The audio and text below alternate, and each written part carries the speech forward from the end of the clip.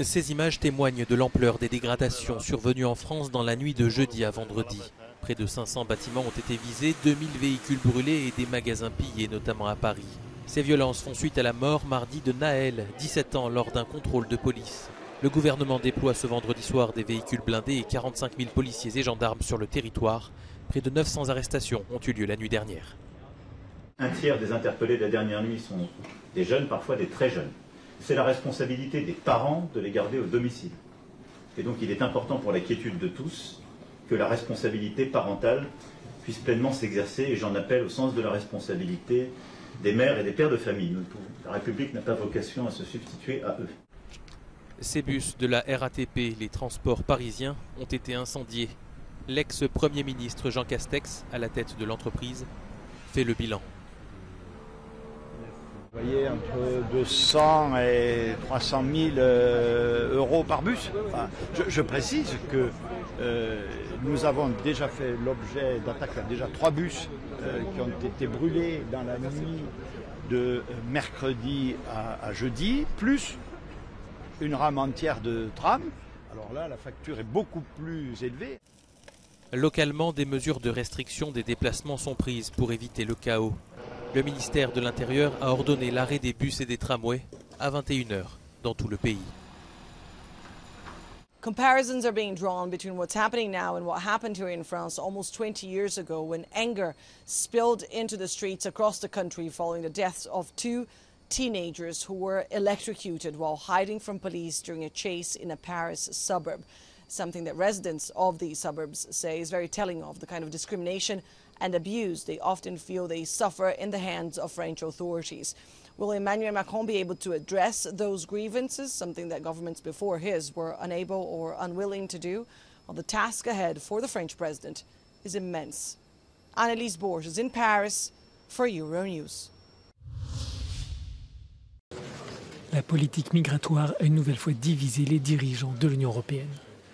La Pologne et la Hongrie ont bloqué le débat avec pour résultat l'impossibilité pour les 27 de parvenir à une position officielle commune à l'issue du sommet européen.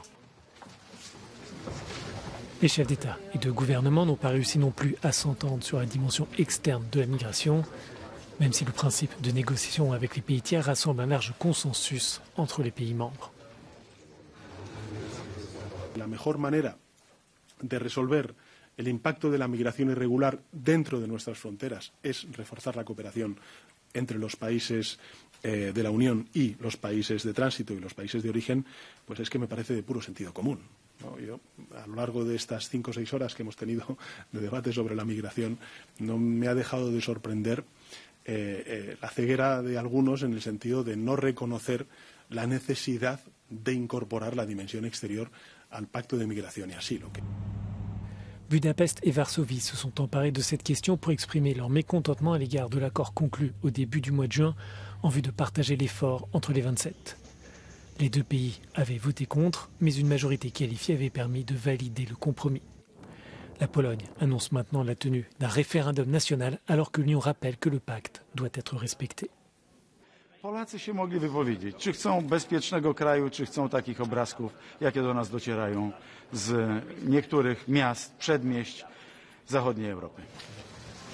L'Ukraine est l'autre dossier qui a longuement occupé les dirigeants européens. Les 27 ont répété qu'ils poursuivront leur soutien à Kiev autant qu'il faudra. Autrement dit, l'Union s'engage en faveur d'un soutien financier à long terme et travaille sur des garanties de sécurité. La Commission européenne a aussi promis de poursuivre ses travaux pour trouver une solution juridique sur l'emploi des avoirs russes gelés afin de financer la reconstruction de l'Ukraine.